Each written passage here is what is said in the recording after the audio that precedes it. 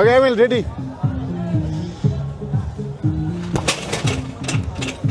Emil কিন্তু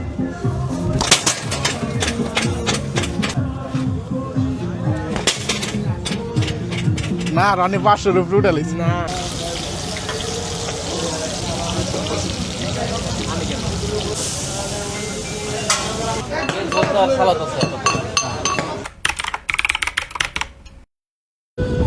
আসসালামু আলাইকুম। দুইজন বের হয়েছি, উদ্দেশ্য হচ্ছে ইলিশ মাছ খাওয়া। তো আমরা মাওয়া যাব, আর এই ভিডিওতে আপনাদের সবাইকে দেখাবো কিভাবে আমরা মাওয়া যেয়ে ইলিশ মাছ খাইলাম। আমরা দুইজন এখন আছি রিক্সায়, আর সামনে আমাদের একটা ফ্রেন্ড অপেক্ষা করতেছে, সামনে থেকে ওকে রিসিভ করবো। ইলিশ যে মাছের নাম শুনলেই মুখে জল চলে আসে। বাংলার রান্নাঘরের গর্ভ, উৎসবের অপরিহার্য অংশ। বাঙালির খাবার প্রেমের যদি দুই রাজা থাকে, তবে এক পাশে ইলিশ আর অন্য পাশে বিরিয়ানি। একজনের স্বাদে নদীর গল্প, অন্যজনের ঘ্রাণে শহরের জৌলস। আজ আমরা 3 বন্ধু রওনা হয়েছি সেই স্বাদের উৎসের খোঁজে। বাংলাদেশের সবচেয়ে জনপ্রিয় ইলিশ গন্তব্য মাওয়া ঘাটে। ঢাকার যাত্রাবাড়ি থেকে যাত্রা শুরু করেছি সন্ধ্যায়। পোস্তগোলা ব্রিজ পার হয়ে শহরের কোলাহল ধীরে ধীরে পিছনে ফেলে এগিয়ে যাচ্ছি আমরা। সিএনজির 2 সাইড থেকে আসছে ঠান্ডা বাতাস, সামনে মাইলের পর মাইল আলো ঝলমলে রাস্তা। রাতের এই সফর যেন এক অন্যরকম রোমাঞ্চ।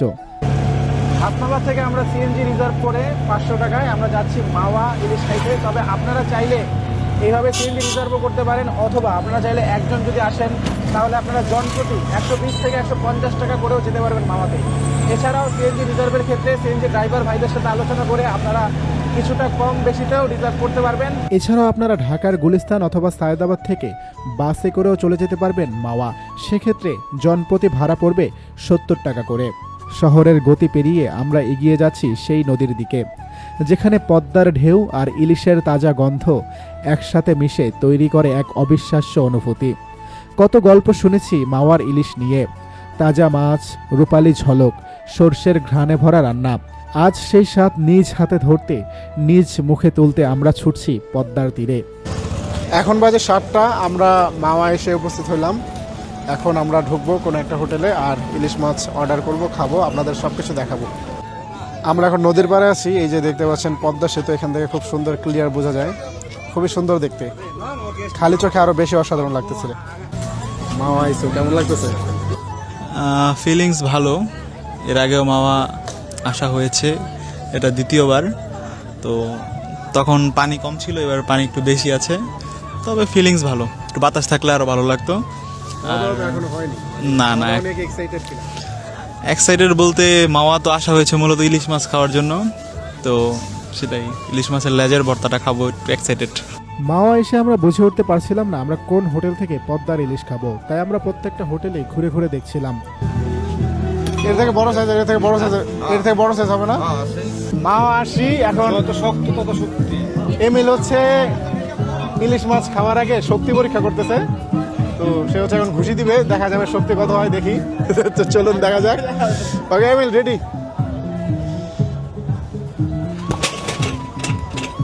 এমিল কিন্তু, আচ্ছা Emil, your feelings what happening? আমরা ইলিশ মাছ খাওয়ার পরে আবার আরেকবার ট্রাই করবো না?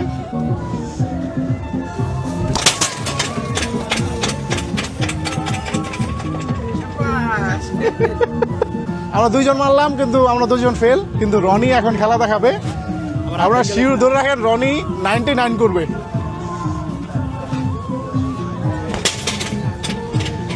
না, রনি 500 রুপি উঠালিস না। অনেকক্ষণ ঘোরাঘুরির পরে এবং অনেক দোকানে মাছ দেখার পরে অবশেষে একটি দোকানে এসে আমাদের মাছ ভালো লেগেছে। এছাড়াও তাদের বিহেভিয়র এবং হোটেলের পরিবেশ আমাদের ভালো লেগেছে, তাই আমরা সিদ্ধান্ত নিয়েছি এই হোটেল থেকে আমরা আজকের মাওয়া অভিযান শেষ করব।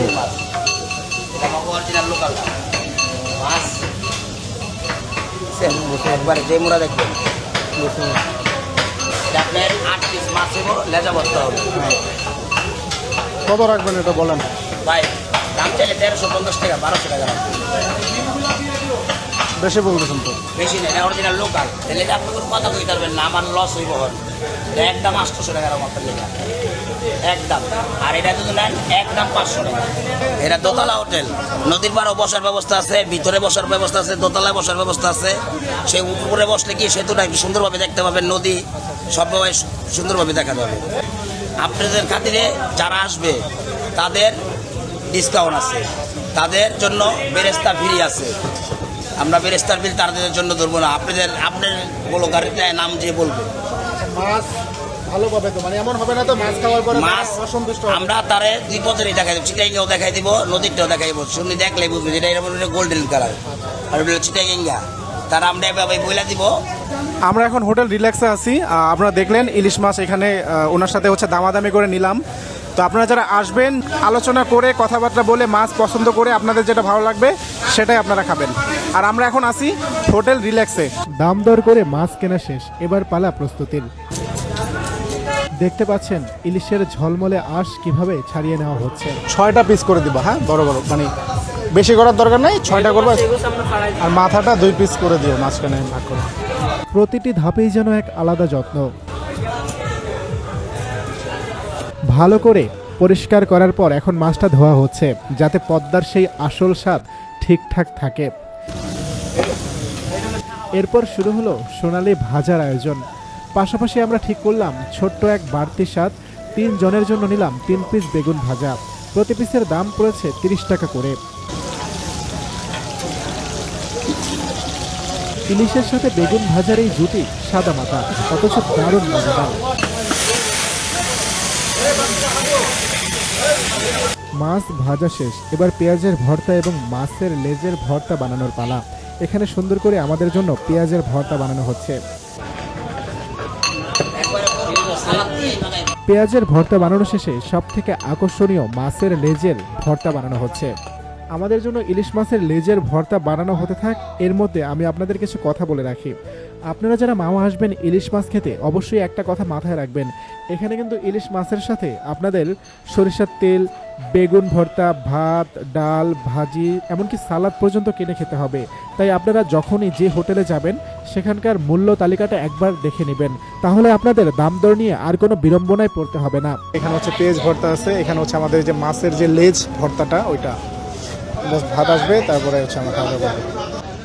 খুবই এক্সাইটেড। আপনারা যারা আসবেন এই হোটেলে চেষ্টা করবেন 2 তলায় এসে বসার জন্য, কারণ এইখান থেকে এত সুন্দর ভিউ। এই যে এই সাইড হচ্ছে পদ্মা নদী, এখানে নারিকেল গাছ আছে, ভিউটা অনেক সুন্দর, বাতাস আছে। এখানে বসে খাইলে আপনি হচ্ছে সব থেকে বেস্ট ফিলিংসটা পাবেন। নিচতলায়ও না, বাইরে যে জায়গাটা দেখেছে ওইখানেও না। চেষ্টা করবেন সরাসরি উপরে চলে আসতে, আর উপরে এসে খাওয়া দাওয়া করলে আপনারা সুন্দর একটা ভিউ পাবেন, সাথে উপভোগ করতে পারবেন মাওয়ার ইলিশ মাছ।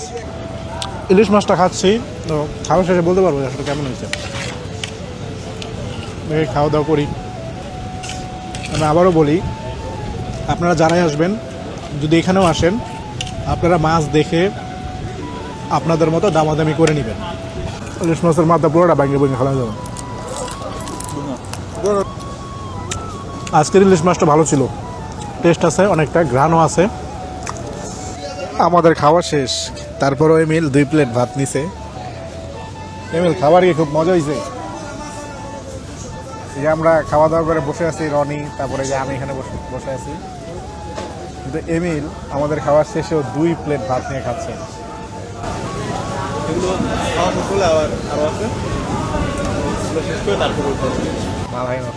সব শেষ করে তার মাঝে খাবার অনেক ভালো হয়েছে, তাই না? তো আমাদের খাওয়া দাওয়া শেষ, তো এখন আমি শুনি ওদের কাছে। এমিল কেমন হয়েছে সব মিলে? আমি তো একবার রিভিউ দিলাম মাঝখানে। ওভারঅল ভালো হয়েছে, ইলিশ মাছটা দারুণ ছিল। আর লেজের ভর্তাটা আমার স্পেশালি খুব ভালো লাগলো। আর এখানে পেঁয়াজের ভর্তা আছে, তারপরে তেল, আমি প্রচুর পরিমাণে তেল পছন্দ করি। ইলিশ মাছ সরিষার তেল, ইলিশ মাছ ভাজার পর যে তেলটা থাকে এই তেলটা আমাদের বেরেস্তাও দিয়েছিল। ওভারঅল ভালো, আমার কাছে খুবই ভালো লাগলো। রেটিং দিতে বলা হয় 10 আউট অফ কত? I will give 10 out of 8. Yes. ওকে, এবার রনির কাছে একটু শুনি। রনি কেমন হয়েছে?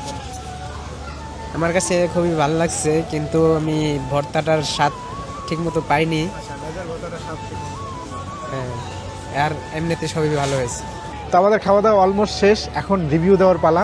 এখানের ইলিশ মাছটা ভালো ছিল, এছাড়াও সব থেকে বেশি মজাদার যেটা ছিল সেটা হচ্ছে লেজের ভর্তা, ওটাকে অনেক এনজয় করেছি, অনেক ভালো লেগেছে।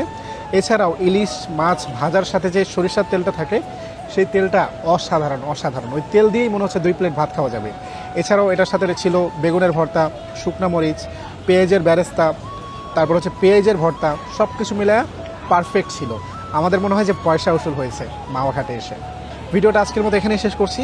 পরবর্তী ভিডিওতে দেখা হবে। সে পর্যন্ত সবাই ভালো থাকবেন, সুস্থ থাকবেন। আল্লাহ হাফেজ।